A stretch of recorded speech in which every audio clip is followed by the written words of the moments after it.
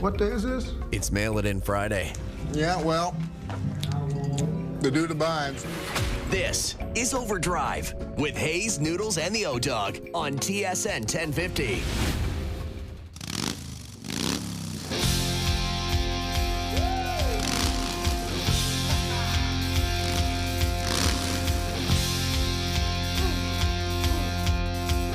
Oh, yes, guy. Mail It In Friday. Jim Taddy and Dave Peschuk.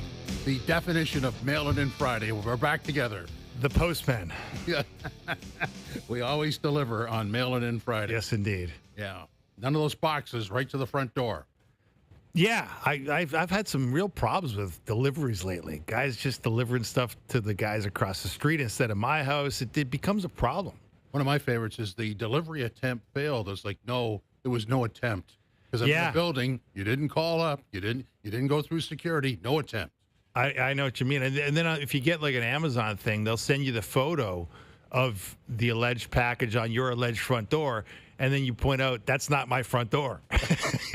But then you try to figure out, well, whose front door is that? So you're walking around to your neighbors, like, is that kind of looks like it's a very blurry photo generally because it's generally like a nighttime delivery, so the resolution's not that great. Just before we launch in, on social media, when you scroll and you see the exploding paint-filled or whatever that is. Yes. Whatever that, I mean, I could watch that for hours. That's pretty good. Yeah, there you go. Yeah. Hopefully that's not what is being delivered to my neighbors. OverDrive is brought to you by FanDuel, bringing you more ways to play your game your way. So coming up in the broadcast today, the Argos are at home to the Cats tomorrow night. Big game for the Argos, back-to-back home games. Ooh. So Mike Miller will be by, the head coach of the Argos. After that, Yes Guy, No Guy at 4:45. At 5:05, Steve Phillips talking about the Jays, among other things. Laddie is back. The Jays are in New York against the Yankees this weekend, and suddenly can't lose a series. I don't want to put any curse on them there, but have won a lot of series against teams in their own division as well. So making some ground up. What's your take on the Jays of late? I mean, there's a little bit of magic in the air, isn't there? It's a little bit of a team of destiny thing going on here, and I don't know if it's sustainable, Jim, because this is an offense that has been pretty abysmal most of the season. And yet they go into Tampa, a place that's been a very difficult spot for them to win. They hadn't won a series there since September of 2023, and they nearly sweep it, right? If not for Jesus Sanchez's missteps in left field, truly out in left field, they probably do sweep the series, and they get 21 runs in 3 games. This from a team that hasn't been able to score for most of the year, and they do it, of course, with their best player, highest paid player, face of the franchise, down in Dunedin doing a rehab stint. Yeah, but he's on his way back, and I was actually surprised to see him do that rehab stint. You would have thought that based on what he had, maybe he didn't have to do it, but I guess better safe than sorry. Tyler Toffoli of the Sharks will be by at 5:30. Is there a more optimistic scene than the San Jose Sharks? Yeah, they're feeling good about themselves, aren't they? Yeah. They really are. And, hey, if you got Macklin Celebrini as your franchise stalwart, a kid that looks like he's got the potential. We're in Boudelier. We call him Boots, and Boots has determined that the Leafs have no players heading into a contract year this season, and Boots did his research before the show and tells us no other team in the NHL could say that. Great research, Boots. Not an easy assignment. Oh. But it is interesting that Chaika's kind of lined everything up to essentially for a lot of the contracts are lined up for 2 years from now, right? That's the window, including 2 years, including number 34s. Yeah. So which means that things have to start off on the right skate blade right from the launch of the season. Or maybe you're rethinking the retool over rebuild, right? Because that's what we were talking about the other day, Pat, man, is that everybody's saying, well, what are the expectations this year? And I was saying the expectations. Well, fast start would be great, obviously, but to me, the expectations need to be a deep playoff run because that's been the narrative of the Matthews era is that, they get to the playoffs 9 out of 10 times, at literally nine years, and then they miss it once.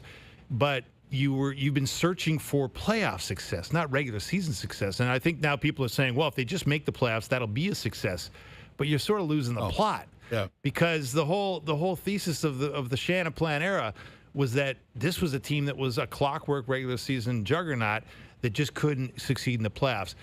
You know what? If it's supposed to be a team that succeeds in the playoffs, and you to lower the expectations now, what are you doing? If you're just making the playoffs, that's not really success. No, I totally agree with that. It's a reset to the original premise was this team was built to go deep, and now it should. I don't want to be talking in the middle of November about the team finding its way. Right. We did that last year, and it never did find its way. No, I mean you're supposed to know the way, and you will know the way a lot better if indeed you have Chris Tanev back and healthy. If you have Matthews restored to his, peak powers or something close. Obviously, what we've seen the past 2 years, how much of that was coach-induced, Berube-induced, averaging 30 goals over the past 2 years under Berube, we're going to find out.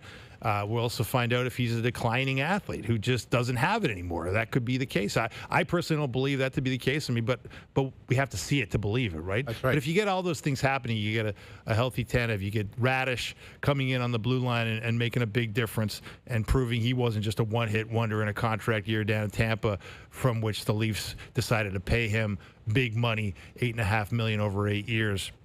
If that happens, if you get some production from guys. The young guys, Easton Cowan takes a step, and Gavin McKenna rolls in and does the things that you hope a number one overall pick can do in a league where teenagers are making impact nowadays, even though he's just 18. If all those things happen, Jim, and then you get something close to prime Bobrovsky, and I understand he's not prime of age anymore, but they're hoping that he can turn around the fortunes that befell him last year when he had a really abysmal year, as did the Panthers at large. If all those things happen, what are you doing if not building a team that you think can go deep in the playoffs? I totally agree. And there's a couple of narratives I just don't want to participate in anymore.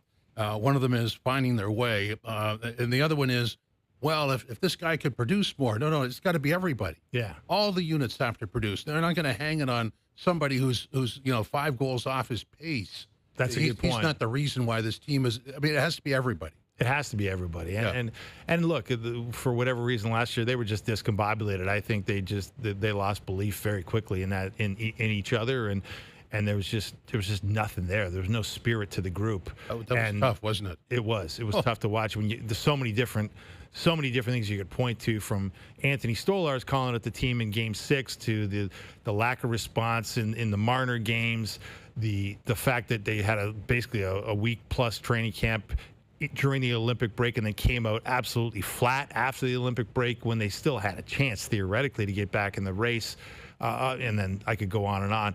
Bottom line was there just wasn't a spirit to that team last year. And we're going to find out, why that was. Basically, the only person that got blamed, Jim, was Craig Berube. Yeah. And paid for it with his job. You're right. And the GM got cashed in, so that was done quickly. Yeah, I mean, I guess Tree Living did too. You're right. Yeah. But I mean, Berube. But that was done immediately. Yeah, so exactly. So there was no time to even analyze what didn't work out there. Yeah, they hung it on the coach. So this year we're going to find out. I think it lines up well for Jim Hiller because this team does have what seems like the profile of a team that can bounce back. And if he can inject, the things that it's lacking with his coaching style, and we'll find out. He's got existing relationships within the room. Morgan Riley has been talking this week about the trust that Hiller built as an assistant coach during the Babcock era.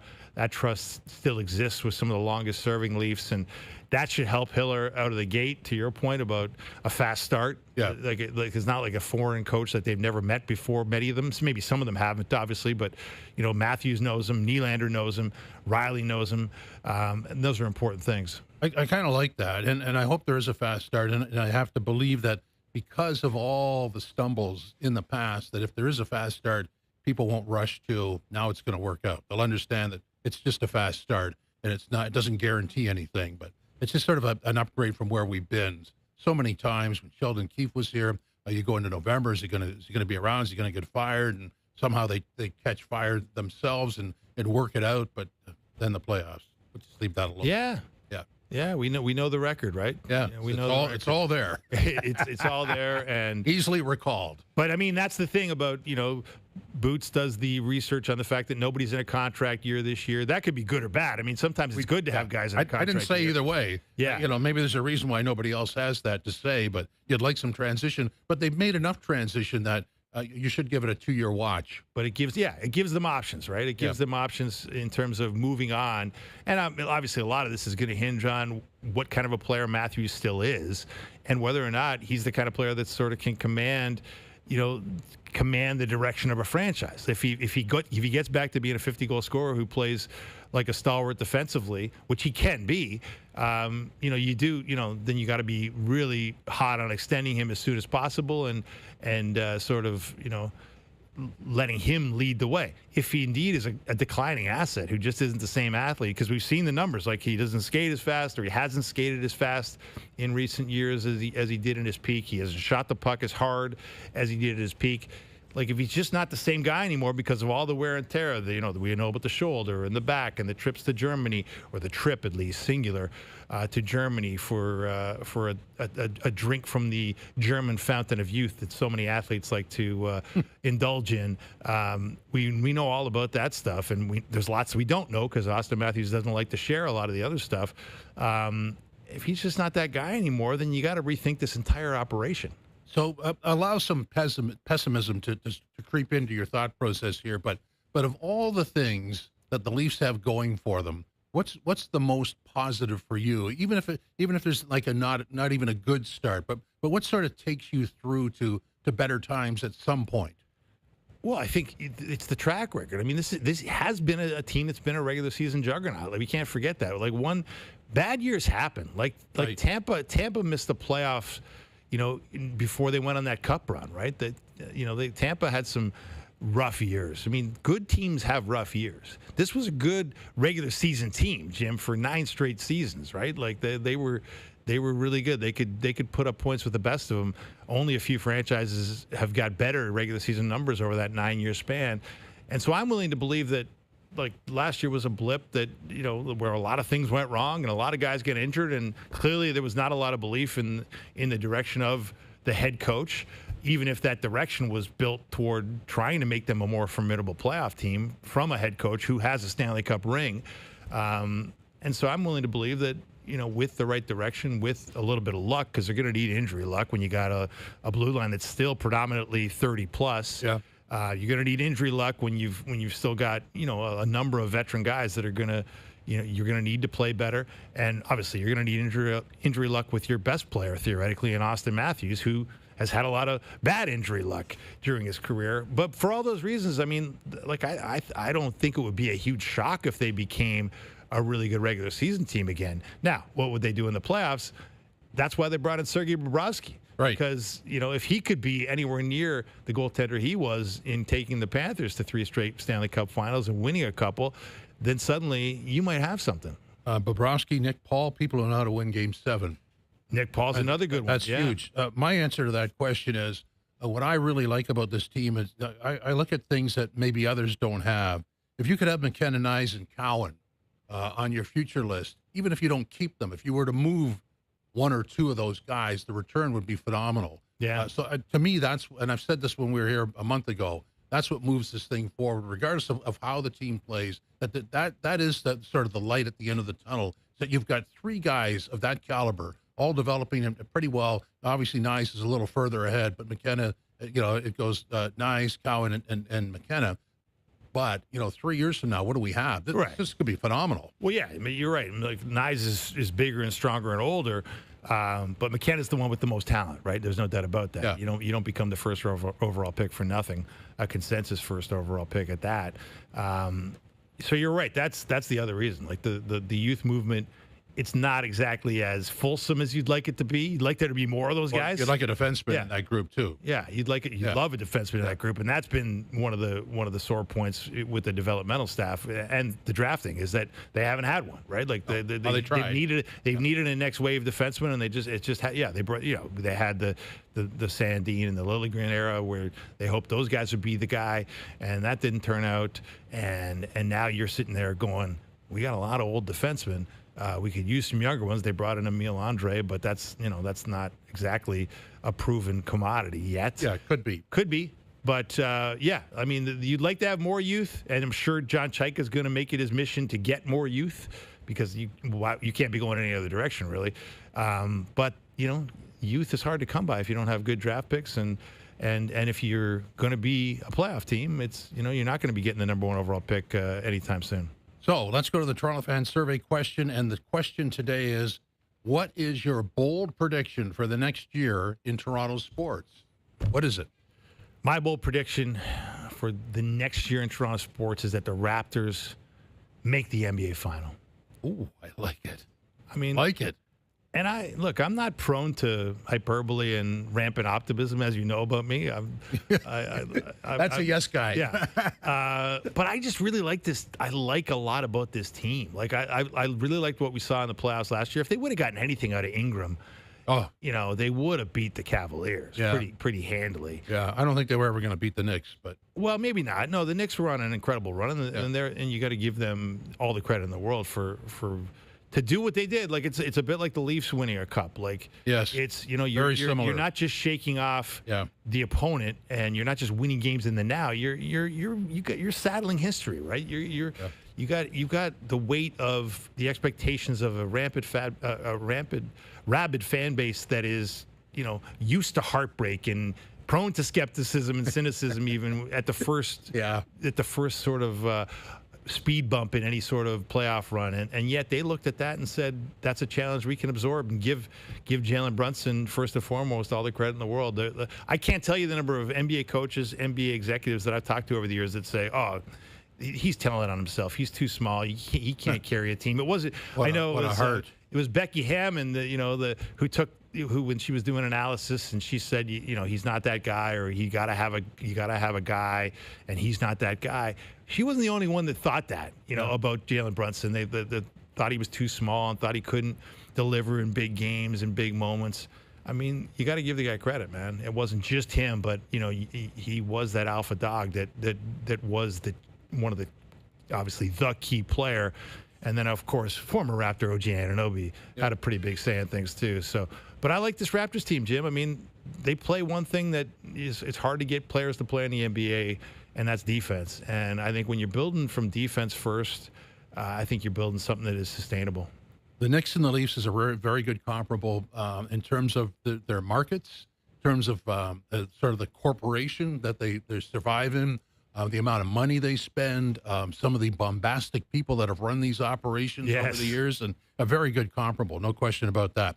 My bold prediction would be playoffs. Argos, Jays, Leafs, Raptors. I want all four of them. It's got to be. All right. What are we here for? Got to see the playoffs. Okay. Well, see, I like the idea of Raptors for sure. Leafs, I can buy in. Yep. Argos, I think they're in a good spot, right? Tomorrow night's a huge game. Huge game. But Jays, I mean, as much as we just started the show saying they're on a nice little magic run here, I mean, you look at the fan graphs, the hard and fast analytical probabilities, and there's still like an 80% chance they're not going to make it.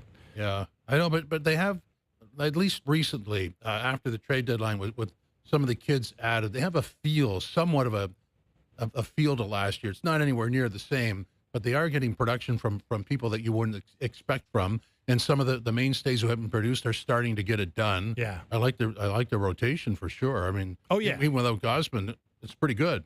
Yeah, the pitching's been fabulous. I mean, for Bieber to do what he did yesterday, AK was pointing out on this very show that you have to wonder, all those teams that maybe kicked tires on Shane Bieber but said, nah, we don't want him, when the price theoretically would have been very low on Shane Bieber, right? Like at the deadline. Yeah.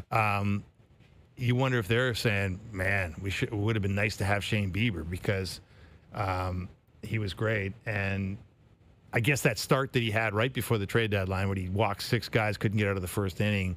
I remember we had Steve Phillips on talking about how that definitely lowered his value, right? Because there's teams that if anybody was ready to pull the trigger, they had to have a second thought about a guy that couldn't get out of a first inning, couldn't grip the ball or whatever the problem was that particular day. Well, I think a month ago we were here on a Mail-In Friday, and Steve was our guest, and we asked him about Bieber, and I think he was talking about loss of velocity. So when he's back on, I'm going to ask him what's the difference between now and then, because clearly, last night's performance was inspirational that way.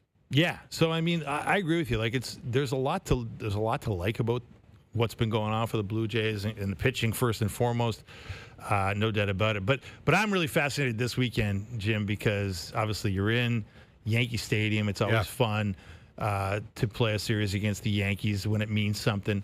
And by all accounts, Vladdy's going to be coming back, right? Yeah. Coming back after having a good night in Dunedin last night. And we all know he's good in minor league ballparks because his great season, the 48 home run season, had some minor league ballparks sprinkled in there due to the pandemic, right? Yeah. Yep. And so maybe a little stint in a minor league ballpark will be the thing that triggers Vladdy to get back to something closer to who he can be.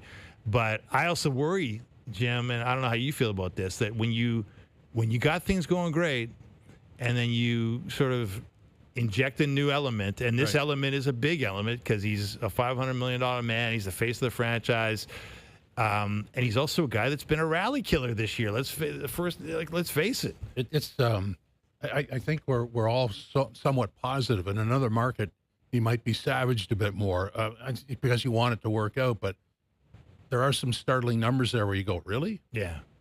It's been unacceptable on every front, right? The way he's played. So I wonder, it would be obviously the dream storyline is that, he reemerges. Vlad returns. Yeah, he returns from this little concussion IL break, and he's a different guy.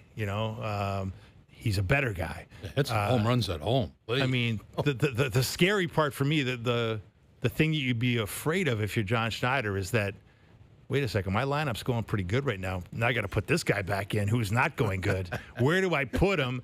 Yeah. So as not to disrupt the momentum. Yeah. And I think that's a real concern. Well, yeah, because it's a 3-game series, so you want to win 2 of them. Right. Yeah, maybe they spot him differently, or maybe he's a DH and doesn't play defensively. Who knows? Well, We'll see. Griff's been saying put him deeper in the lineup. Richard Griffin, whose managerial acumen I respect. Oh, absolutely. Griff's put him at 7th. Yeah. And yet, when you talk to the beat guys, Keegan's been in here saying there's no way they're going to do that because I think there's kind of an unwritten rule that you don't do that to your highest paid player, right? Even though I don't know who was the person that put down the unwritten rule, but it feels as though we call that the George Bell rule. Yeah. Some of us older people call it the George Bell rule. Yeah, George Bell wouldn't have reacted well if he would have been hitting 7th. You're DHing. Right. You can't play defensively anymore. Exactly. Yeah, but I just won the Right. I mean, I was the MVP. Yeah. Right. And it's like, well, defense isn't Vladdy's problem. That's the thing, though. It's like it's the thing about, hitting the baseball hard for distance. Yeah, so the Argos are busy tomorrow night at home to Hamilton. This is a big game for both. Mike Miller, the head coach of the Argos, will join us next in OverDrive. You're listening on TSN 1050, watching on TSN 4, also on the TSN app, and live on YouTube. Stay with us.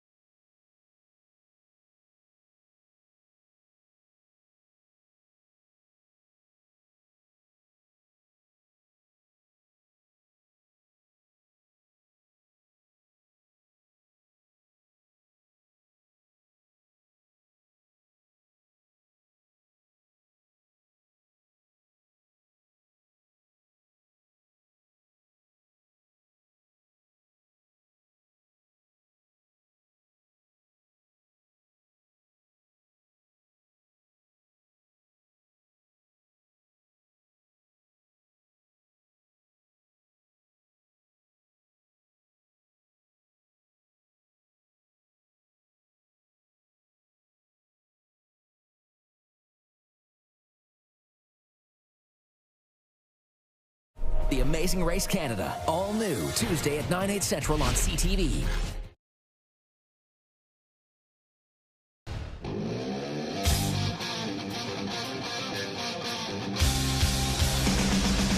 OverDrive on a mail-in Friday. Jim Taddy subbing for the regulars, as is Dave Feschuk from the Toronto Star. Our good friend Keegan Matheson reporting at Davis Schneider. Sanchez works in the CFL. Davis Schneider is up. Spencer Arrighetti has been activated. Josh Smith in the IL. Brendan Salucci option to AAA. So CFL action tonight. We've got one game on the network. Winnipeg at Edmonton. Kickoff at 9:30 tomorrow night. The Argos at home to Hamilton. 7 o'clock at the X. And Saskatchewan at BC on Sunday night. So the Argos have back-to-back home games, and who better to speak about that than Mike Miller, the Argos head coach. Mike, welcome. How are you today, sir? Hey, good, guys. I appreciate you having me. Our pleasure. So, how did you get through all those road games? I mean, obviously it's in the, it's back there now, but you had to learn something there. Well, Jim, I'll tell you, just like we told the team, and we just took them one at a time. And we control the controllables, and we said we don't care where the field is, just put the ball down and tell us what's down and distance. So we just had to focus on execution, and that's what we continue to do. And it's about being process-driven and just working to get better every day and learning and growing throughout the season. So you're back in home, back at home for your second home game here, Mike, and it's the CNE starting down at the X. Big time of year in summertime in Toronto. What's your understanding of the CNE? Have you delved into it at all? And what are you expecting in terms of the spillover atmosphere for your club? Yes, I have delved into this quite a bit over the last 5 years. We always have to walk through it early morning, and you see them hosing down the streets and the cleanups, but the energy just walking through to go to practice or walking to the train or your car, it's great. Oh, it's great, and it's hard to stay away from those food vendors. I can tell you that. Yeah, greasy stuff. Yeah, exactly. The chicken tenders are out of this world, but yeah, and the spillover, as you mentioned, that we get is great. It's always a great atmosphere game. We love our BMO and we love our Argo fans, and it's an energy that we're able to build some momentum, right? I mean, as you mentioned, all the road games that we had, it sure is nice coming home and having that home crowd, and it sure helped us in the Calgary game, and we're looking for some more of the same tomorrow. Mike, not just because you're here, but my favorite interview is always with the head football coach because you have the overview. So in terms of what you want the team to do and how it's executing that, how would you rate that so far? I think I'm really proud of our team. I'm proud of our coaching staff, the job that they do. I'm proud of our veteran leadership. And then I'm proud of all of our young guys that continue to push forward. We say that we want to play this game smart, fast, and physical. And I believe we've done that. There's some weeks where, there's always going to be some ebb and flow. And we said we have to be able to deal with adversity, and your mental toughness will be tested. But I've been very pleased. I guess, as you know, there's always some plays that you wish you had back, or maybe things didn't go the way we wanted. But it's about moving forward and focusing on that preparation and then our execution. So, Mike, you talk about the plays you'd like to have back. I mean, your quarterback, Chad Kelly, can sling it with the best of them in this league. He's got 18 touchdowns so far. The offense can hum at its best. But, of course, there's also that other side of it, the 14 interceptions.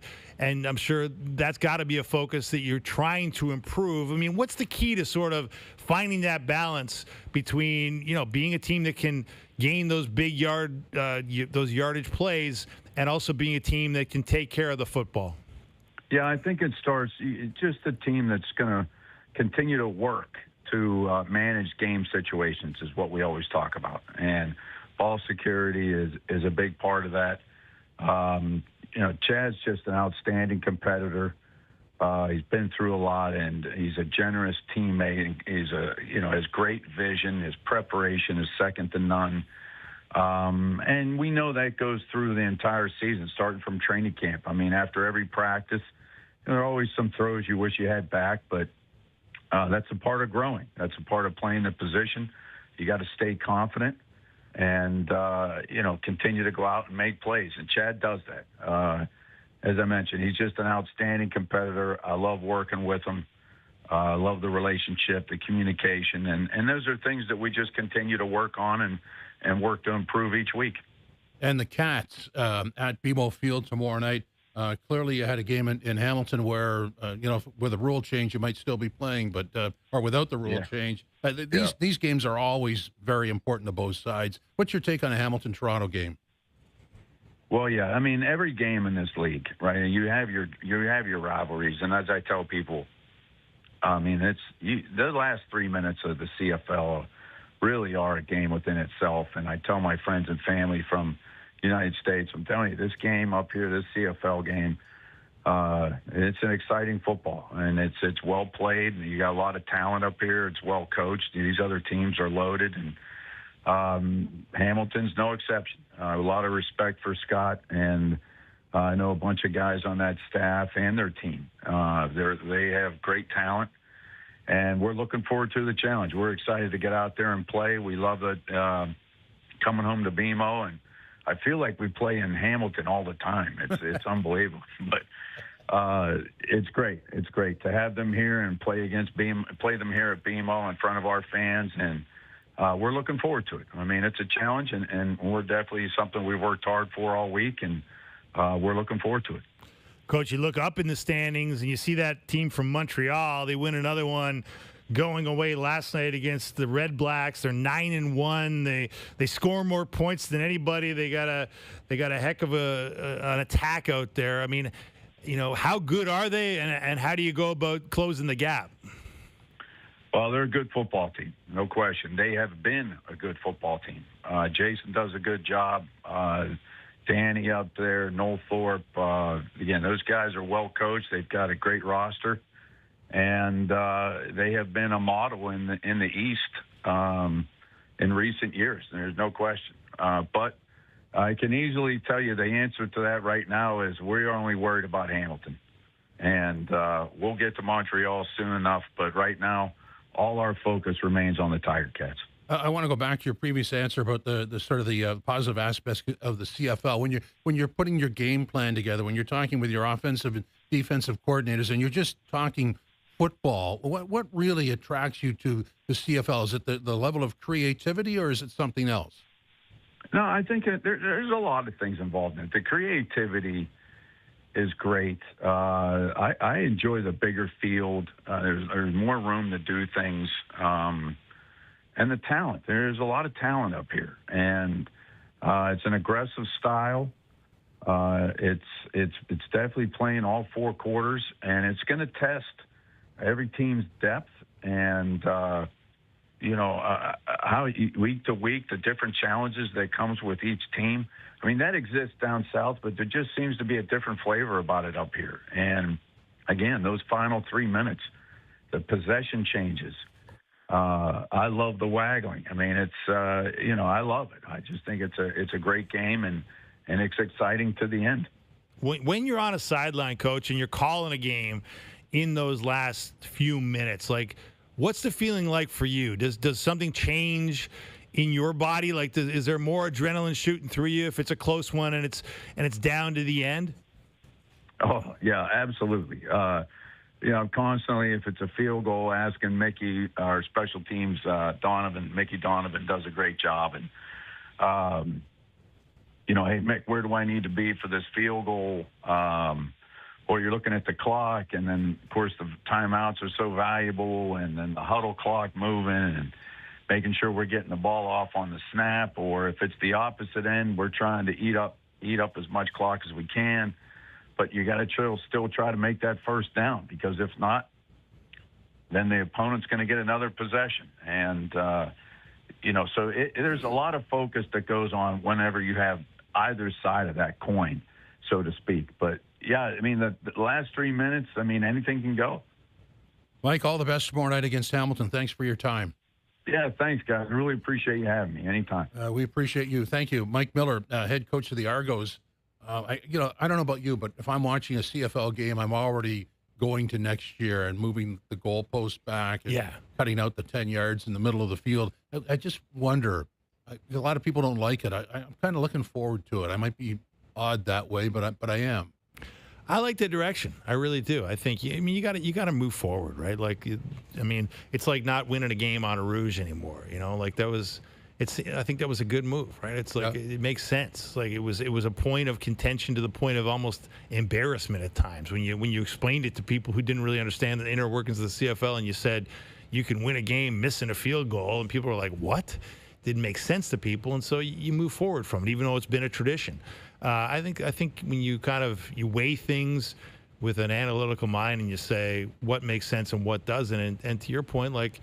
The more conventional field size, I mean, what can that mean? I think it can mean you can play the game in more places, right? I mean, and that can't be a bad thing because it's always been a bit weird. You got 9 teams, and I think the current regime clearly sees, if you're sort of reading the tea leaves and looking at the future, you'd like to think there'll be more down the road. Well, I think all businesses would be accused of this. You've got the core. And that's great. The core pays everything. But if you don't add to the core, if you just cater to the core, you're not going anywhere. You've got to bring in, whether it's new revenue streams or new fans. And my line always was, if you have to explain the joke, it's not funny. So if you have to explain the rules, you don't understand the game. That's a good way to look at it. Yeah, that really is. And that was the way it was. Yeah. Oh, well. When we come back, guess what we're going to do? Going to play Yes Guy, No Guy. Oh, of course. Yeah. See? What else would we do? Absolutely. And Steve Phillips at the top of the hour. Overdrive continues on TSN 1050, the TSN app. Where else is it? Well, it's on TSN 4 and live on YouTube.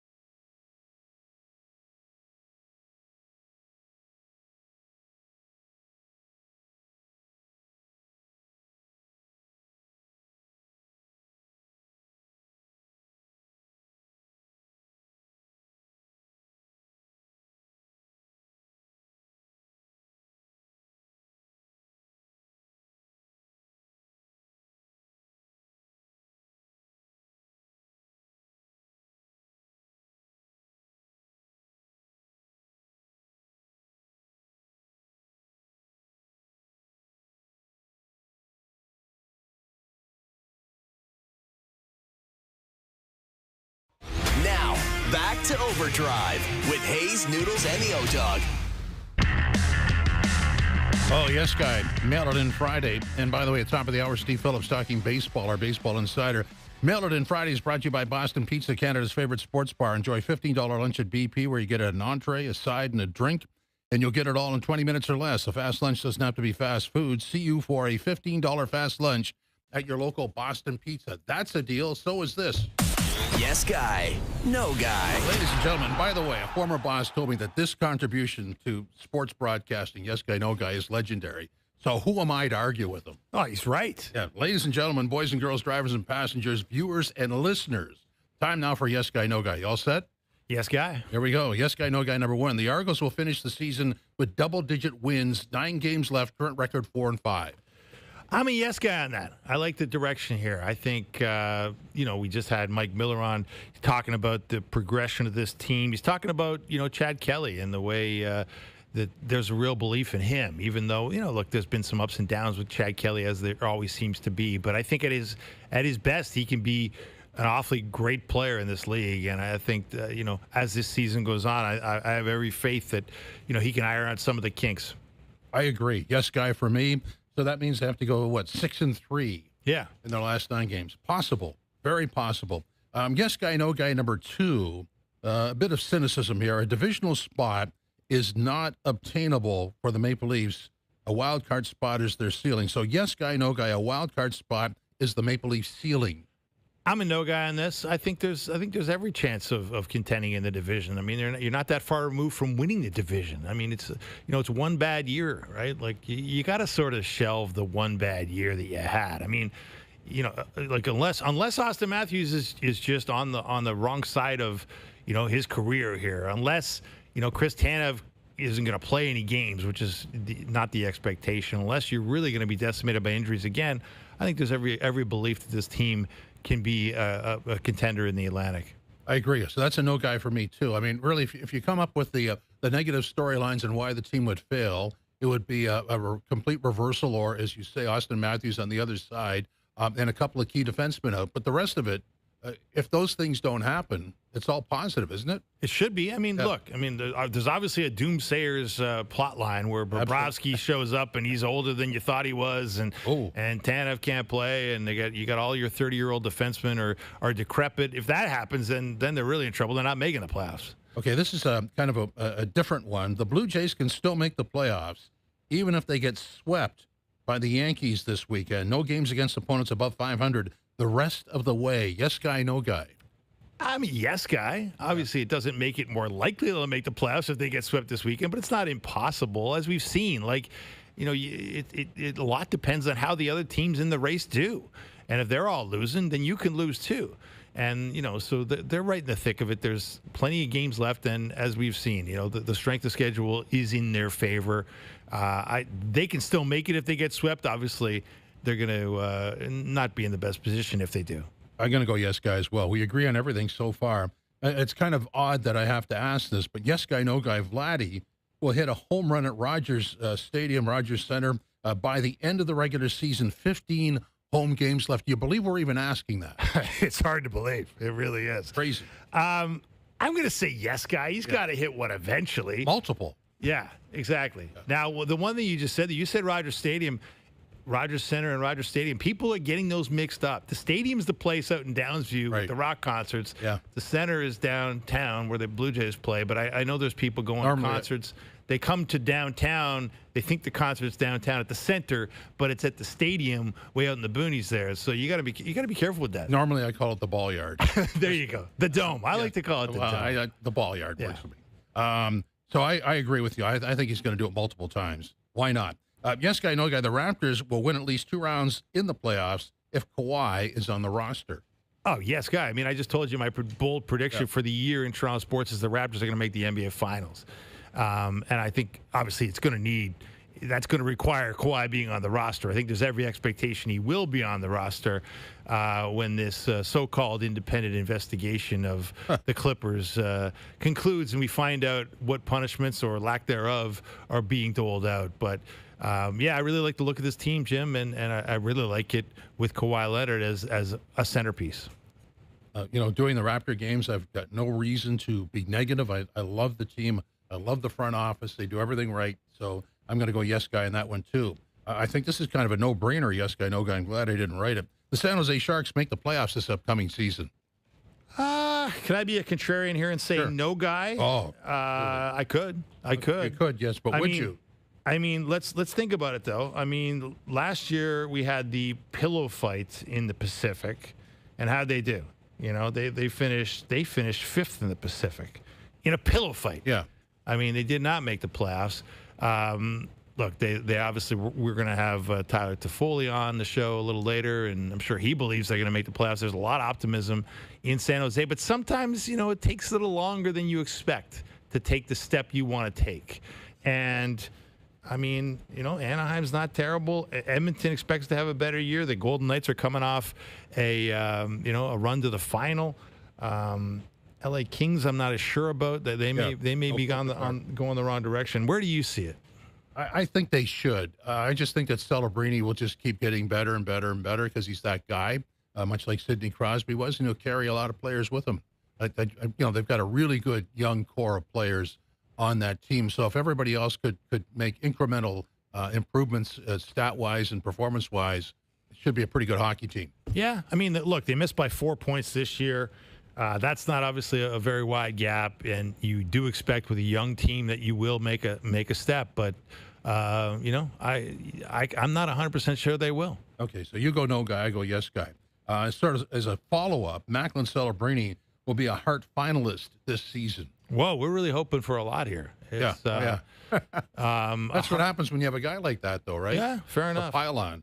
No, I mean, I'll go yes guy. I mean, I do think he's the guy. Like, he is that guy. I think the Olympics kind of confirmed it for us, where he was among the best of the best, and he was a contributor, not just a passenger, right? And and a value add, not just a guy learning from the best. He was, the peer of the best out there. And even though it didn't go Canada's way, so I think that I'll go yes guy on that. I'm not sure it's a lock yes guy, but I think he's got a great chance to be in that conversation. I'm going yes guy on that. And by the way, I said pile on, not pylon. Okay, just there you go. Somebody may have heard it Good incorrectly. Yes guy, no guy. The LA Rams will win 14 or more games this season. Whoa, 14. That's like high. Okay, so that's a no guy for me. I'm not going to get that exuberant about the Rams. I do think there is an incredible urge to crown them the Super Bowl champions. They're going to have a home Super Bowl at SoFi Stadium if they indeed make it to the Super Bowl. But it's a long road between week one and the final Sunday of the NFL season. And 14 wins, I mean, look, the Vegas number for them right now is 11.5 over/under. So 12 wins that, 13 wins that, 14 wins that, obviously. But I would be more inclined to be a little more conservative on that.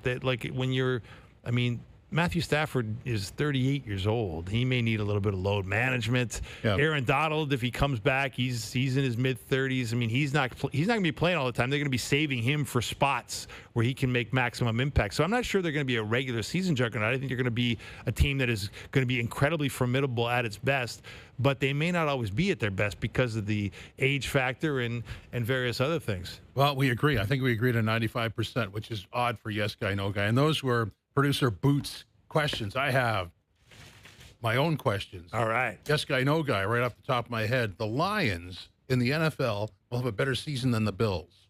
Your team. Your Lions. I was inspired by what you said yesterday. Well, hey, man, I picked the Lions in the wins pool. That's right. If you weren't here, Naylor, Korolnik, and I did a wins pool. The first overall pick was Naylor, the LA Rams, and I picked the Detroit Lions second, in part because their schedule is among the easiest in the NFL. I believe among the 5 easiest in the NFL. So I'm a yes guy. I think the Bills have a very difficult schedule, especially out of the gate. Their first 5 games are really tough. The Lions, to me, have a much easier schedule, even though their coach seems intent on getting everybody injured in training camp, which should concern you, Tapman. Well, I love the coach, but I don't. All in the same sentence because of that. Yes. Doesn't seem to know when to back off. There is no backing off. No, I know. Well, that's, unfortunately, you have to manage the schedule to get into the playoffs, and I don't know what the phrasing I'm looking for is, but a definite lack of personnel management. Does that make sense? Yeah, they're biting kneecaps all the time, right? Yeah, great. Yeah. Meanwhile, half the roster's on the injured list. Exactly. That concerns me, but I do look. I do think they're like schedule strength is so important in this league, and they're a real team. I mean, they're a proven team. Okay, let's dust off another yes guy, no guy. Well, this is a philosophical one. It can apply to life. It can apply to how we cover teams. We spend way too much time with the history lesson, and we spend way too much time with the projections, and we don't enjoy the now. Does that make sense? Yes guy, no guy. Yeah, yes guy, guilty as charged. I think that's probably blame the media on that, right? It's the media's fault. It's the media's fault. We're the ones that always bring up the storylines and the historical context, and you're right. Sometimes we do forget to just enjoy the game that you're watching and enjoy the fact that sometimes what you're seeing is something you'll never see again. Okay, I'm going to squeeze one more in. This is sort of a paraphrase of what I said earlier. Yes guy, no guy. Jays, Raptors, Leafs, and Argos all make the playoffs. Are you in on that? Ooh, I'd have to go no guy. Oh. I'm sorry. Disappointing. I know you're hot on that as your big bold prediction, but I mean, like, to me, the Jays have disappointed all year, and as much as they've caught a little bit of fire here, there's a bit of a spark.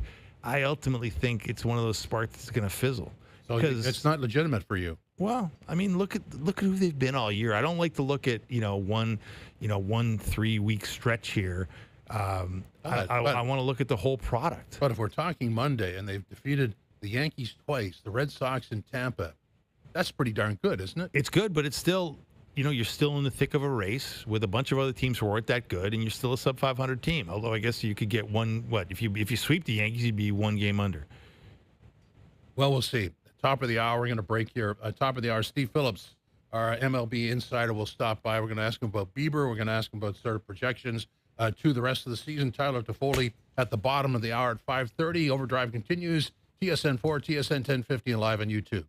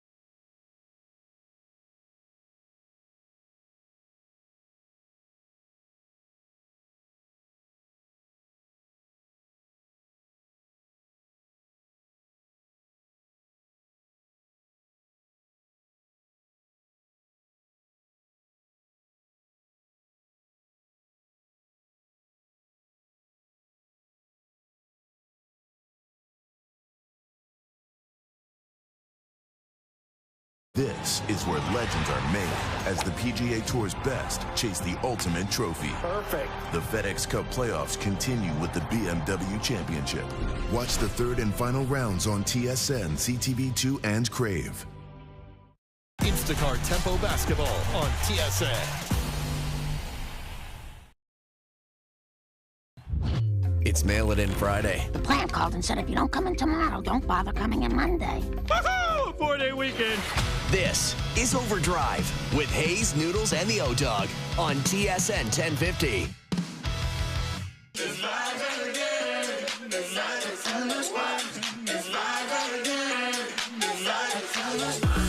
Hour number 2, Overdrive on a Friday, Mail It In Friday. Coming up very shortly, Steve Phillips, our TSN baseball analyst, followed by Tyler Toffoli of the San Jose Sharks at 5:30. On the way in, Mail It In Friday is brought to you by Boston Pizza, Canada's favorite sports bar. Enjoy $15 lunch at BP, where you get an entree, a side, and a drink. You'll get it all in 20 minutes or less. Fast lunch doesn't have to be fast food. In New York for the weekend, and let me look at my notes. Fluharty goes tonight, Cease tomorrow, Soriano on Sunday. So, I mean, there's plenty at stake here. That's the understatement of the year. And they could win this series. Why couldn't they? I mean, the Yankees can't score runs to save their lives right now, and they're anxiously waiting for Aaron Judge to return to action. The word is he's dealing with that rib injury. He's been hitting off a tee, but doesn't feel like he's ready to come back yet. There's been talk that he won't be back until September at the earliest, so you still got another week and a bit until there's going to be an Aaron Judge sighting. And then the question is, what is Aaron Judge coming off a rib injury, Tap, man? As we all know, those rib injuries can be very difficult to recover from when you're a power hitter. Yeah, so maybe he loses his home run power because of that. You wonder. I mean, I wouldn't bet against Aaron Judge. No. He seems like a bit of a superhuman and that just does things that nobody else can do because he's that good. But look, without him, like they're absolutely bankrupt on the offensive side of the ball. So that's good news for the Blue Jays pitching and the idea that they're going to have a bullpen game here tonight. It's not so daunting because they just won one of those. What was it, about a week ago? Yeah. No, I mean, it's optimistic. They won 7 series in a row. I don't know what else you could ask. Yeah. Well, make the playoffs. Well, but that's totally possible. And again, that's sort of the subtext is, well, everybody else is bad. Well, so what?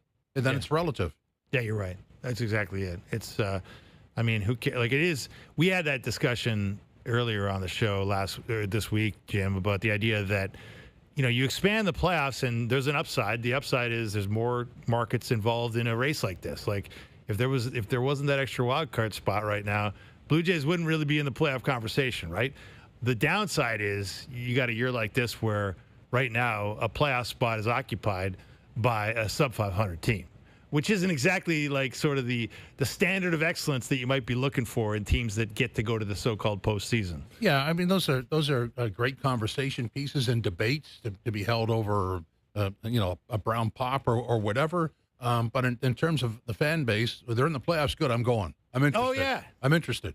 No one's going to complain. If the Jays make the third wild card and they're a game under 500 doing it, no one's going to be like, oh, well, this is shameful. Let's not attend the games. No one will do that. I understand that. But it does kind of make you wonder, like, what is the point of the playoffs if you're letting in sub-500 teams?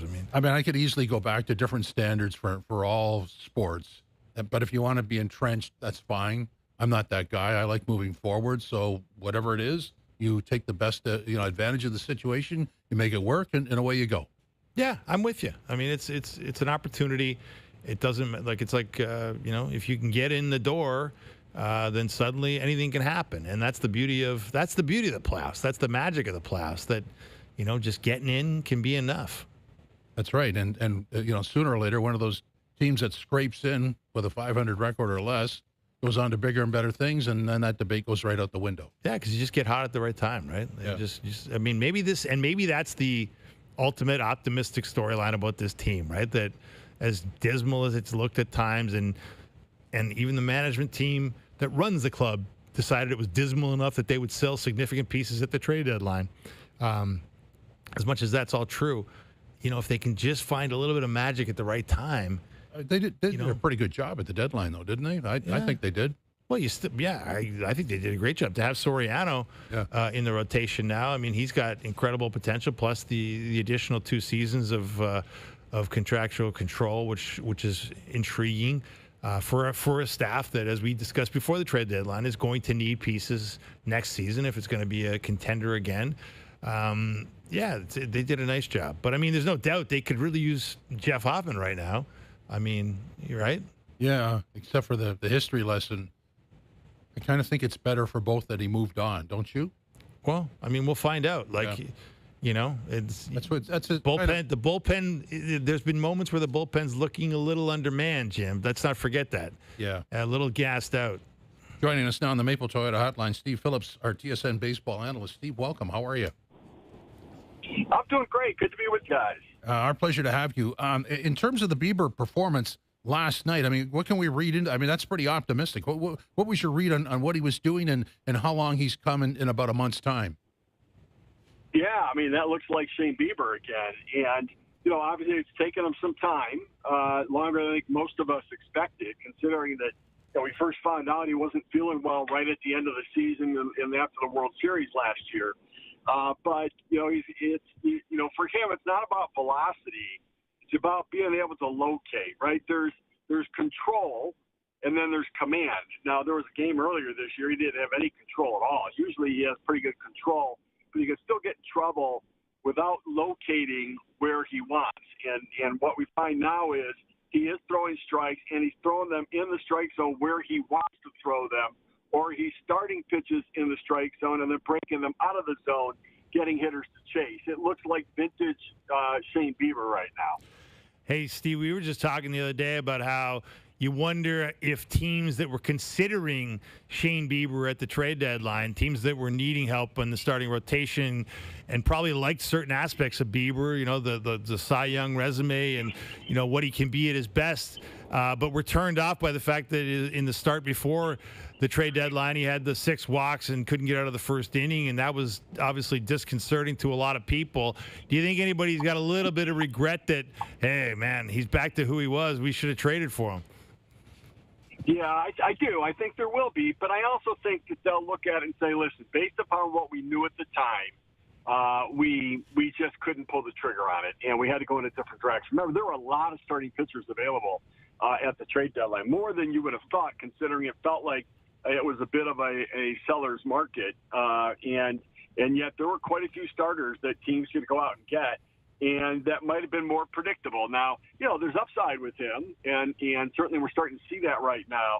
But I also can understand that if it were me, I'd be like, okay, well, at the time, all we knew was what we knew, and it didn't look great. And so, and sometimes, from the Jays' perspective, sometimes the best trades you make are the ones that you don't make. And it feels like that in the case of Shane Bieber. I think we should talk about Vladdy. He should be back on the weekend. Had the minor league game the other night to work his way back off concussion protocol. But I don't want to zero in on him too much. I want to zero in on his numbers. I mean, if you're looking at a baseball player, what he contributed over the past, certainly last year, and what he's contributing this year, have they been, in your opinion, have they been able to sort of at least erode some of that difference? Yeah, the batting average is okay. The on-base percentage is okay. But, he's a run producer. He's not a run scorer. He's not a table setter. He's a guy that should be driving in runs. And so when he doesn't do that, it's a big hole in the lineup. Runners should be in scoring position when they're on first base. He should be in scoring position when he's standing at home plate. And we haven't seen that Vladimir Guerrero Jr. necessarily that much this year. And so, at times, he does do things to spark the team. What I loved was, some of the him crossing home plate and the energy and celebratory nature is what we saw from him last year when he was so passionate about things. But, it's hard when you're struggling to be overly passionate, and except in like a singular moment. But, we've not seen that same energy from him, not because he doesn't have it, just because it's hard to show it when you're feeling bad about yourself. So there's that stat of no homers on home field. Is there anything that you're seeing in him that inspires you to believe that this story could change positively for him, or does it just, in your mind, go on the same track the rest of the season? Yeah. It's the only thing that gives me hope is the back of the baseball card. Because generally I believe that over time, players will have some slumps. They'll have some times where they're not quite themselves. But at the end of the year, as we get there, they tend to get to the back of the baseball card. And so, listen, he's got a lot of we talk about regression toward the mean, where guys fall back. If they're red hot, they're going to fall back a little bit. He has progression toward the mean. Like, he's got a lot of hot streaks left. And so it can happen. And sometimes the break that he's taken right now to sort of clear his head can be just the thing to give him, a different way of feeling when he gets in the batter's box. Remember, Michael Jordan had, 103-degree fever and wasn't feeling good the day he put up, 100 points, 80 points, whatever it was. And so, sometimes you're not feeling great. You focus more on that than over obsessing about what you're doing. And it allows you to just go out there and play. And so maybe there's a case where that could happen for him. Steve, if I would have told you back in April that we'd be in late August, the Jays would be heading into Yankee Stadium, a half game out of a playoff spot, and the lineup would begin Brett Bateman, Nathan Lucas, Alejandro Kirk, Jesus Sanchez, what would you have said to me? Yeah, I would have thought like Ozark, the series with a Bateman leading off. There was like an Ozark series. I definitely wouldn't have thought that this was a lineup for the Jays to make a run back into the playoffs. And it's just been such an odd season. I mean, so many things have gone differently than what we would have anticipated. Why shouldn't it be odd to finish this year too? I'm looking at the potential for a 5 or 6 way tie, which I would love to see the computer that's going to blow up when it tries to figure out like the tiebreaker for that, and how we're going to do it without playing any, game 163s to qualify to see who gets in. So, it's just such a weird season. I tell you what, I honestly think Ross Atkins did as good a job this year as he did last year when they went to the World Series. I do. I think that every time they had somebody go down this year, he found somebody, right? Patrick Corbin, for a period of time, plugged holes for them. He's plugged holes in the bullpen. He makes a deal for Sosa. He makes the deal for Lennon Sosa. So he makes the deal for Josh Smith. He just kept finding pieces just to keep plugging the leak in the dam, hoping that at some point, they patch everything up and they could start to make a run. And so I give him a lot of credit for what he's done this year.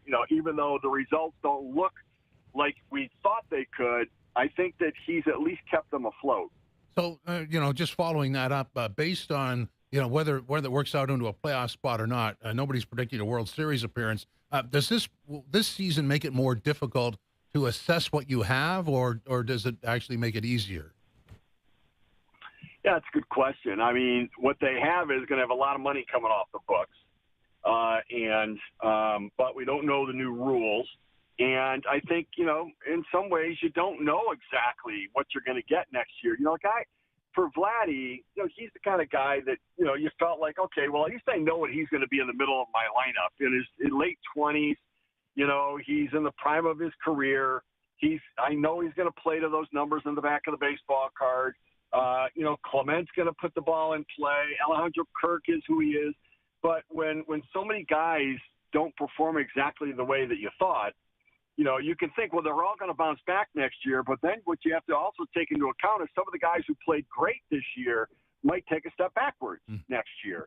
And so you can't assume, and the GMs get caught in this, my underperforming player is going to play better next year, therefore we're going to be better. But what about your guys who played maybe beyond what you expected and they fall back some? You have to keep adding talent to your roster. And so I think they're going to have an aggressive offseason like what they had last year. Steve, Jesus Sanchez back in the lineup tonight, but as a DH in the cleanup spot because they like his left-handed bat.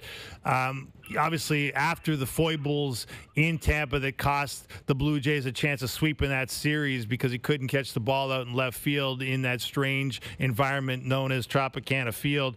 I mean, it's not obviously just Tropicana Field that has held this guy back defensively. By a lot of metrics, he's been one of the worst defenders in the outfield in baseball. I mean, do you think it's kind of like curtains for him as a fielder after something like that, or can you kind of reintegrate him on the defensive side of the ball even after something that catastrophic? So, you have to consider the stadium in which, he's not the first one to have difficulty tracking the ball on the roof there.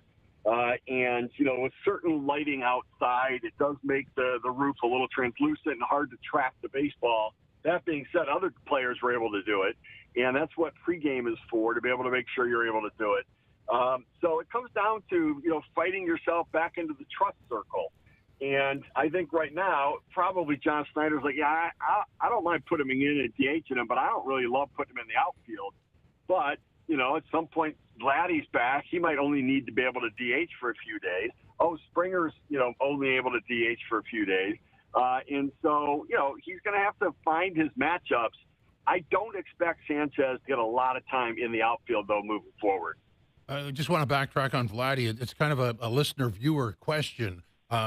Based on your past and dealing with star players, would you ever consider dropping Vladdy in the batting order?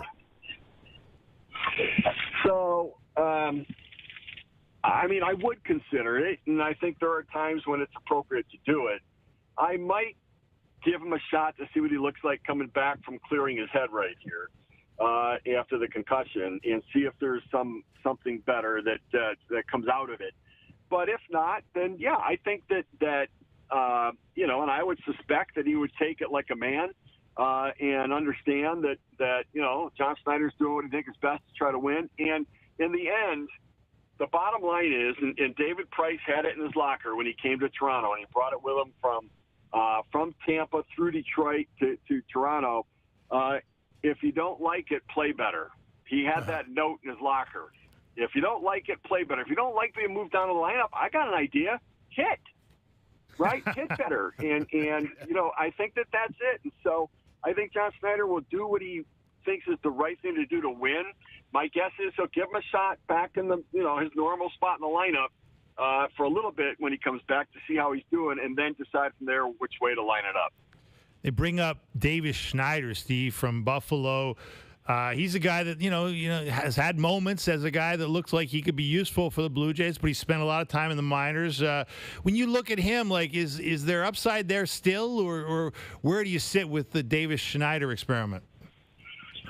Yeah, I think he's a solid utility guy who can give you a quality at bat. Can play multiple positions, and he's adequate at those. But I don't think he's more than that. But there's a place for him, on a team. Really, any major league team, there's a spot for him to be able to have versatility defensively, versatility offensively, and have options where you can move him back and forth a little bit. He has certainly been on the highway for sure, back and forth this year. But they do have a lot of utility-type players right now. You think about Josh Smith and Ernie Clement and Davis Schneider and Lennon Sosa and you go down the list and McAdoo. They've got a lot of guys that can play a lot of different positions, and therefore it allows John Snyder to work the offensive matchup, to put the offensive players he wants in the lineup and know that he can work out a defensive configuration that works. So Keegan Matheson, our good friend, has just put out there that Vladdy will return to the lineup tomorrow. He's passed the concussion protocol. So 3 games in New York. Steve, you probably sat down and looked at this. How do you think this plays out for the Jays? Well, they've done a really good job winning the series, with Boston and Tampa, New York. So, try to win the series is the goal. You don't have to go in there and think you have to sweep, but just win the series. And, in the end, just us guys talking, don't get swept, because you're going to head into the final month of the season with the easiest schedule in baseball. Have some momentum when you're doing that. Take 2 out of 3 against the Yankees. Ideally, I'd love to win the Sunday game to get that momentum moving forward where the schedule lightens up on them some and they can make this run. So, and they played well enough to think that that's possible to take 2 out of 3 from the Yankees. Steve, when you talk about the easiest schedule in baseball. Obviously, we've been going over that. Like, there's no teams that are over 500 on the docket going forward here after the Yankees series. Is there a danger, though, that you kind of get lulled into a sense of complacency that, hey, it's home free now. We don't have to play anybody that's any good, and maybe you underperform against those underperforming teams? Yeah, absolutely. I mean, here's the other thing to remember. Other teams' schedules are easy because they're playing the Blue Jays, who are under 500, right? So, I mean, it's not like, we can say, the Jays' schedule is easy. Other people can say, we got Toronto on there. They're, 3 games under 500. So, my view would be catch Boston, right? Forget about who's around us. Let's put a target out in front of us. Let's go get the Red Sox in this thing. Let's become the second wild card team and do it by focusing on winning this pitch in this inning in this game, and then win the next pitch in this inning in this game, and just keep focusing one pitch at a time. Don't think about winning. Think about winning a pitch, and then but with the target that it's not like we don't need to beat out Cleveland or Seattle or Minnesota. We're catching Boston. I think that's got to be a theme that they're talking about. Steve, thanks for your time. Really appreciate it. Terrific, guys. Thanks very much. Have a good weekend. You too. Thank you. Steve Phillips, our baseball insider. Steve Phillips joined us on the Maple Toyota hotline. It's time to Toyota. Check out the Toyota Tacoma and Toyota Tundra pickup trucks, both available as hybrids. Maple Toyota near Canada's Wonderland in the Maple Auto Mall. That's really it. Just step by step, pitch by pitch. Just slow everything down. Yeah. I mean, really, at this time of the year, unless you're entrenched somewhere, and unless you're the Dodgers or Tampa, maybe even Tampa has to worry. You got to keep winning. You do. There's no time to take any weeks off. Yeah, and I just think the quality of the opponent hasn't really been the issue in a lot of cases, right? Like they've done well against good teams. I mean, like you say, well, you got 6 games coming up against Baltimore, but Baltimore's only a game and a half behind you, right? Like you're not much better than Baltimore. They got a 3-game series against Detroit. Well, you're a game ahead of Detroit, but Detroit has a plus 82 run differential, which suggests they're a pretty good team. It just has underperformed its underlying numbers. So it's not like it's like obviously they do have. You prefer this schedule over a murderer's row of the best teams in baseball, but it doesn't guarantee that you're just going to waltz into the playoffs. Just looking at the Major League standings, maybe Boots, our producer, could check this out. What's the record for teams under 500 at season's end in Major League Baseball? Number of teams under 500. This seems like there's a lot of teams in the same spot. That's a math problem that just way too complicated. Yeah, it makes my head ache. Sorry, guy. I mean, but I'm like the idea of teams with terrible records making the playoffs, like the history of that in the extra wild card era. This seems like it's a bit of an outlier. So we had earlier Toronto fans sports survey question: what's your bold prediction for the next year in Toronto sports? And you said the Raptors getting into the final or the NBA final. The NBA final. And I said playoffs, meaning all 4 teams, Argos, Jays, Raptors, and Leafs getting into the playoffs. We had some responses. At Emmett Finney is the GOAT, IG. Leafs lose to the Red Wings in the Eastern Conference Final. I don't think that's going to happen. Yeah, I don't think so. We have another one. Leafs missed the playoffs. Matthews is traded at the deadline. That's kind of sarcastic. I don't see that happening. Leafs win the Atlantic. Matthews returns the 50-goal form. McKenna Calder Trophy. Chayka, GM of the Year. Give Jim Hiller the Jack Adams, too. That's right, yeah. Throw that in there. Yeah, throw that in there. Maybe one of the more optimistic things is the coaching hire, just because he's been here before. I think it's a setup. We're joking about that. I actually think that Jack Adams is within reach for Jim Hiller because the turnaround narrative is always a great narrative to win a Coach of the Year or be nominated for one. And this team is ripe for a turnaround. If they are what they think they are, if they are what they hope they are, like if Matthews still is the guy, if the D corps can hold itself together with chewing gum and duct tape and whatever else you need when you're in your 30s as an NHL player.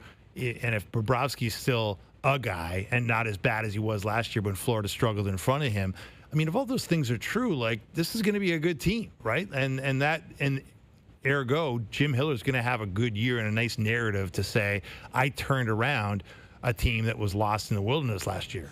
And we don't know what anybody else is up to. I mean, you could speculate on how good Florida might be because they've added a lot of players. Oh, they look good. They do look good on paper, but, one thing I will applaud the Leafs for is they got way ahead of the curve on all their changes. I mean, they went right into it. Detroit's still looking late August. That's tough. Wow. And the Leafs got their pick of who they want. Well, one thing about Florida, though, that I think is going to be the really interesting storyline is, and I don't know I haven't asked you about this, like a lot of the goaltending community are not sold on Jacob Markstrom. Yeah. And Florida made a big bet on Jacob Markstrom. Well, I think the goaltending story in the NHL today is what are the 5 players in front of them doing defensively? Yeah. It's not so much, it's the system, not so much the goaltender. Don't tell that to Marty Baron and Noodles and all the rest of the goalie huggers. Well, because in their day it was different. Yeah. There's no question about that. Yeah. Today it's the system you play. Well, that's an interesting debate. I mean, I still think there's an art and a science to goaltending that some guys are better than others, and no doubt about it. But I don't think there's is there a dominant guy that you would absolutely bet everything on? Wow. There was a time there where it looked like it was Sergei Bobrovsky. There was a time there where it looked like it was Andrei Vasilevsky. And Carey Price before that. Carey Price before that, although he never won a cup. But those guys did. I mean, they've looked pretty darn great at times. But you're right. It's not like there's no Hasek out there. There's no Patrick Waugh out there that is just dropping jaws and winning multiple Vezinas. Although Bobrovsky's got a couple and Vasilevsky's always in that conversation at his best. But you're right. I mean, it's probably a different era in some ways. But the shooters have caught up.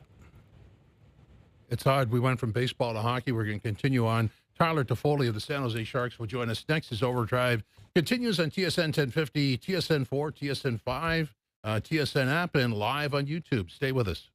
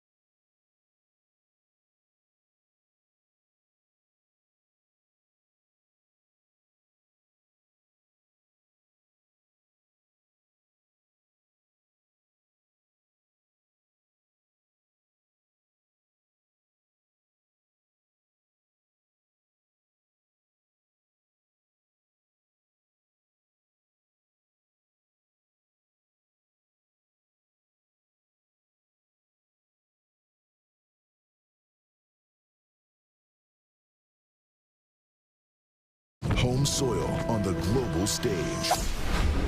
Brooke Henderson takes on the world as she defends her title in Edmonton. The pride of Canada. The 2026 CPKC Women's Open on TSN.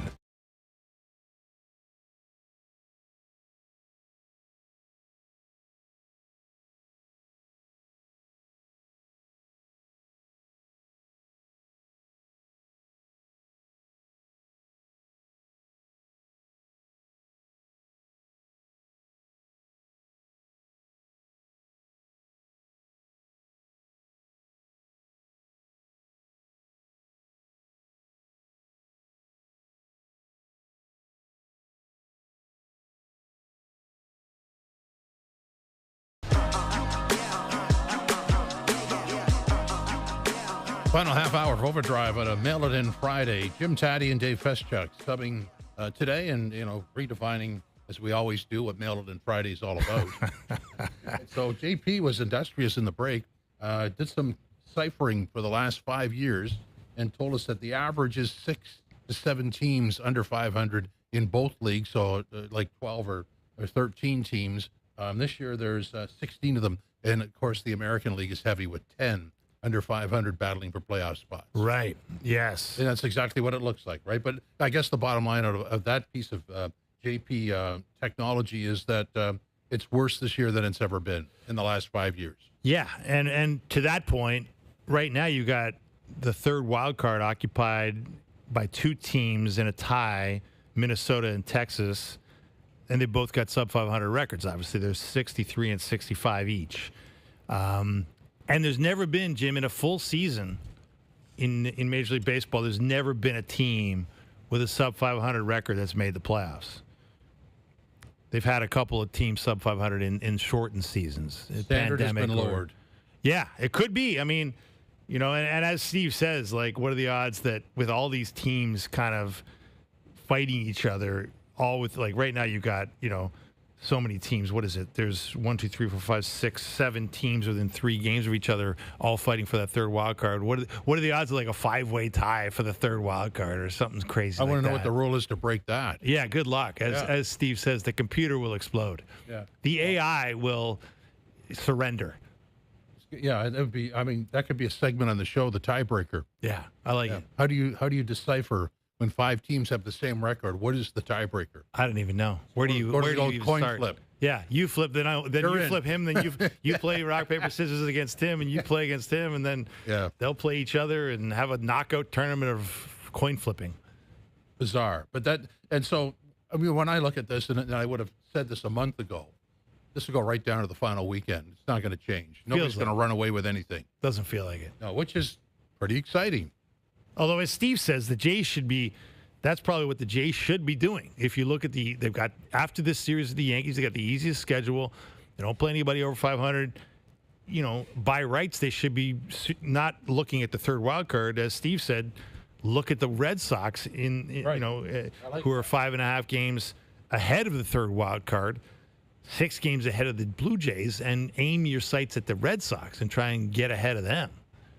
Plenty of time to do it. Yeah. Doesn't mean it's going to be done, but if you went on if you did what the Red Sox did earlier and won, 15, 16 in a row, then, you could make a case like that's doable. I mean, when you're doing sort of a CSI on the Jays season, a lot of it starts and stops with Vladdy, doesn't it? Has to. Yeah, I mean, those numbers are quite drastically different.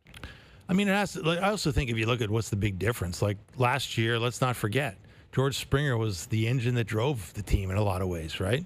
He was incredible. A lot of people would say he was the MVP of the squad for a lot of that season, if not the entirety of it. And, he had a fall off. I mean, he's shown signs lately that he's got something left, but there was a big fall off there, and that can't be underestimated either. It seems that, if you went back over the last 3 or 4 years, when it didn't work out, the reasons why it didn't were eerily similar. Does that make sense? Yeah, makes sense. Yeah. I mean, small ball offense isn't getting you anywhere. That's for sure. No. And, it just, by the slimmest of margins of all time, they don't win the World Series. Isn't that hard amazing? to believe. Isn't it amazing? You think that's one of those ones that we'll be talking about in this city for decades. The one that got away. The one that got away, the plays, and everybody that lived through it will be able to tell their grandkids about the time that the Blue Jays lost by this much. IKF and the leadoff that wasn't a big enough leadoff, and the ball getting jammed. Under the pad in the outfield, and that was like when I saw that, I went, "Yeah, I don't like the vibe here." And the Pages collision catch that's been immortalized in a bobblehead in L.A. and all the rest of it, man. It's hard to believe it actually happened. It was so crazy. I just like that. I was at the Jays game a week ago Monday for the Joe Carter statue. Did you get one? I did, yes. Nice. And I didn't sell it. Haven't sold it for $200 on eBay like everybody else.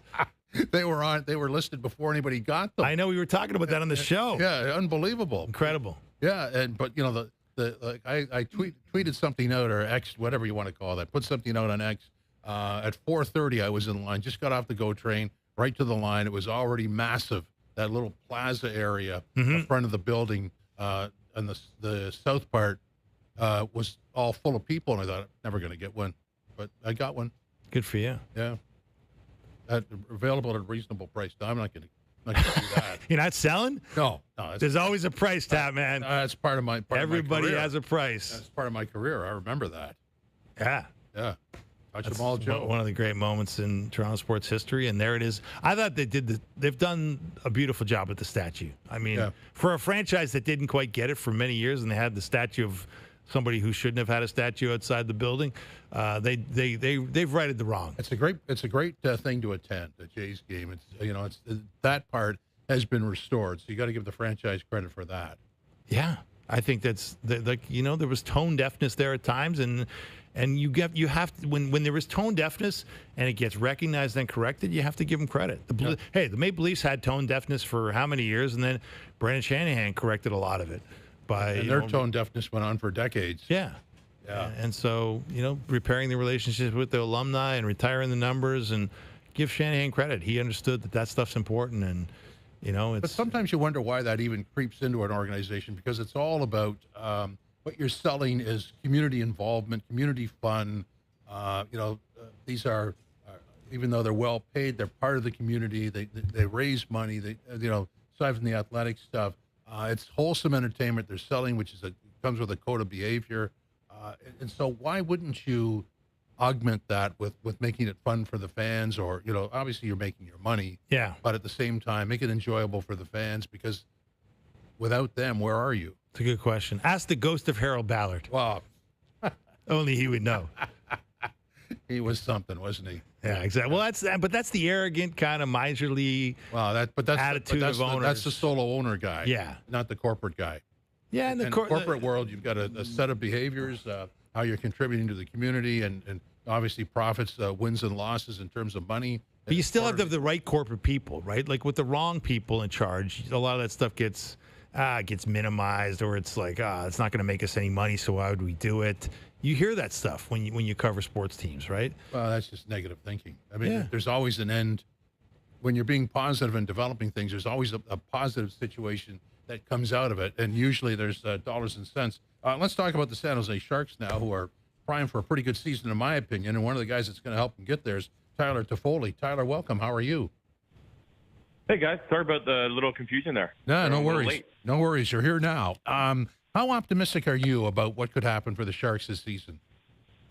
I think very. I think we kind of surprised some teams last year and a lot of people with the way we played. And I think with the talent that we have and the guys taking another step, I think we're only going to continue to get better. So, Tyler, how's the offseason going so far? That's great. It's that time of the year where the excitement and the nerves kind of start kicking back in and getting ready for training camp, and everybody's starting to move back to town and hearing about all that. So definitely an exciting time, and it's one of those things where you just can't wait to get back to work. Hey, I remember hearing the story about your previous offseason where you spent some time out in Vancouver with the Celebrini family. Have you repeated that trick this year? No, I had some passport issues this summer, so I couldn't leave the U.S. So I was kind of grinding through that and not grinding the workouts with Mac. Well, maybe you could enlighten our listeners on what it was like, the Celebrini family training experience out in Grouse Mountain there in Vancouver. I mean, they're all machines. The entire family, they're amazing people, and it was definitely a really fun experience. And it's also nice knowing that as good of a kid that Macklin is, and like I said, the entire family, they all work for what they get, and that's why seeing Mac have the season that he had last year was not shocking in my opinion, but very impressive. So take us through what it's like playing with this guy. You played with other great players. I mean, obviously based on the Olympic performance, a lot of us were awakened to this play in San Jose, so a lot of people don't get those West Coast games, but this guy can drive this franchise, can he? Yeah, and I mean, obviously when you're a first overall pick, there's a lot of expectation and a lot of pressure. But like I was saying, he's one of those guys that's just built for it, and he wants to get better every single day. And obviously that sounds really cliche. You hear that probably all the time when you're talking to the guys, but he really does. He's really one of those guys. If he doesn't score the night before, he is most likely the first guy on the ice. And even if he has a hat trick, he's probably still the first one on the ice. So I think that's just a testament to who he is as a human being, and he just wants to lead the charge. So when you look, Tyler, at some of the offseason moves made by your team, I mean, there's an emphasis on veteran grittiness, I guess, and toughness, and Jacob Trouba, Mason Marchment, Darnell Nurse. I mean, what do you make of that, and what does it say about the direction? I mean, I love it. I mean, it shows that the team's ready to, their organization's ready to start pushing for more wins and, sort of less development and all that stuff. Obviously, they're going to continue to develop, and that's what every organization does. But bringing all those guys in, definitely guys that I haven't necessarily enjoyed playing against my entire career. So now that they're on my team, I'm very happy about it. I mean, when you look at some of those guys, you got to practice against them. That's probably not something you want to do. Yeah, I mean, practice is a little different than 15 years ago. So should be a little bit easier, but definitely. And that's one of the things that I think made us so great last year is the way that we practice as a team. We go, pretty hard, and when we're not doing the right things, we slow it down for a second and fix it, and then we get back to work. So that's an interesting thing you said, though. You've been in the league a long time now, Tyler. You go back. You were drafted back in 2010. Like you say, practice is a lot different. Take us back to those early days in the league for you. You're with the LA Kings. What was the tone and tenor of practice a little different back then? I mean, in my opinion, yes. I don't know if other guys have been around would say the same thing. Just coming into the league, playing for Dean Lombardi and Daryl Sutter, there's definitely the emphasis of playing in practice like you play in games, and there are definitely some practices where there are some one-on-ones for a good amount of time, whereas now we still do the one-on-ones, but it's probably a rep or two, and then you move past the next drill. So I think it's changed in that sense a little bit, and I do think that we get more days off, things like that, but that's obviously only if you earn it. So, we're talking about those names adding veteran leadership. You do that up front as well. Along the way, who helped you develop yourself as a leader? I mean, the list goes on, obviously starting with the Kings. The entire locker room, you could literally name any single guy on that team. The Kopitar's, Browns, Matt Green, Drew Doughty, literally Jared Stoll, even Trevor Lewis, who was closer to my age. We sat beside each other. Definitely helped me out along the way. He was in the league for about probably 4 or 5 years when I kind of broke in, and he helped me during some of the lows during games. And but like I said, you could literally name any single guy on that team. Justin Williams, the list goes on. When you look back on that Kings team, and obviously you got to win a cup with them in 2014, and they won a couple as a group.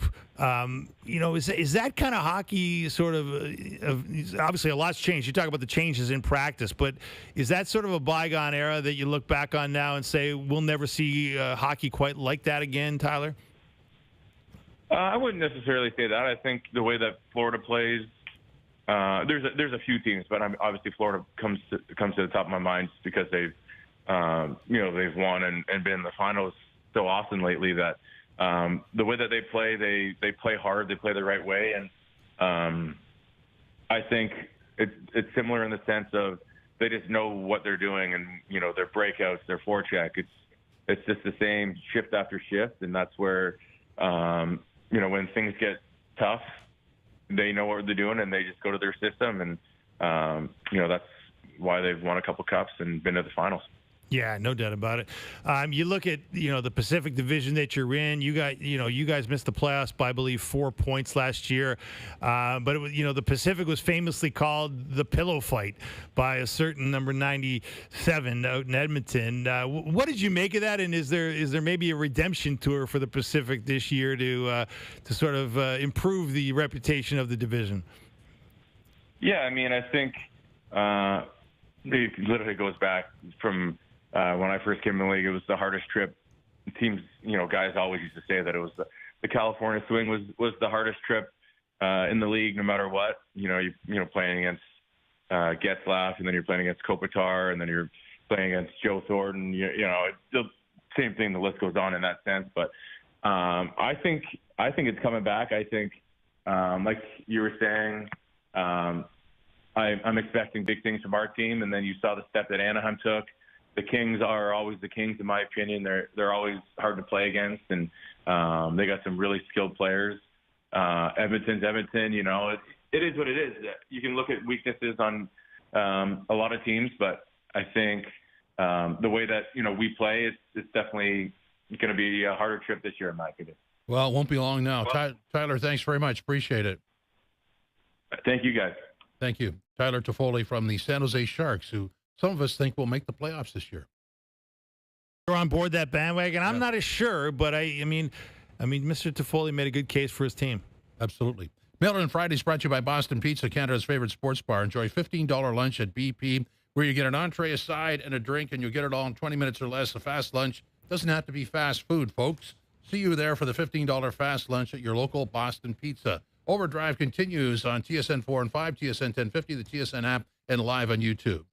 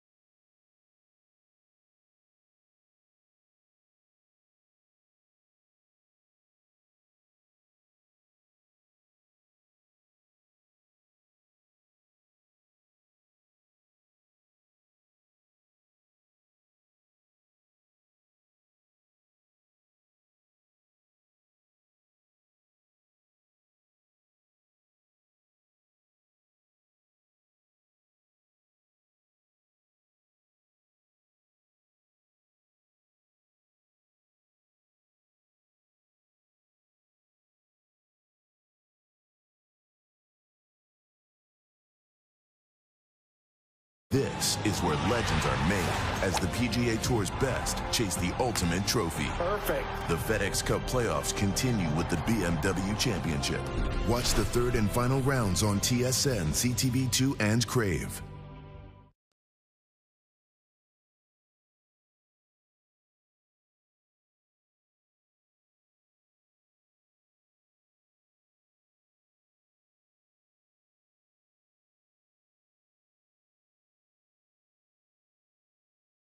Now, back to Overdrive with Hayes, Noodles, and the O-Dog.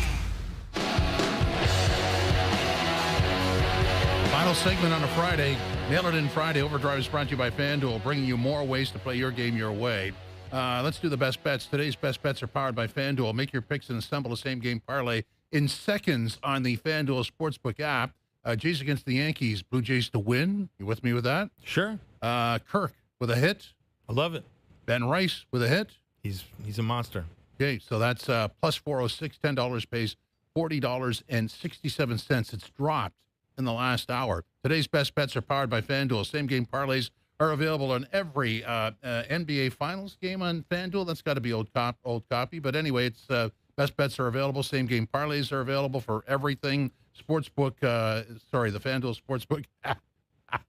Please play responsibly, 19 plus and physically located in Ontario. Mentally, you could be anywhere you want, as I was during that read with the old copy. It's Mail It In Friday. It's a tradition. That's right. NBA Finals. That's only been sitting there for 3 months. You got it. Yeah. If you underperformed it, the script writer underperformed. That's what you do on Mail In Friday. And we did. Yeah. So if you can go into the crystal ball, the yes guy crystal ball, what do you think happens to the Jays this weekend? I think they'll probably win 2 or 3. That's just what they've been doing. Yeah. And the Yankees can't score, so it makes sense. Could we get even a sweep?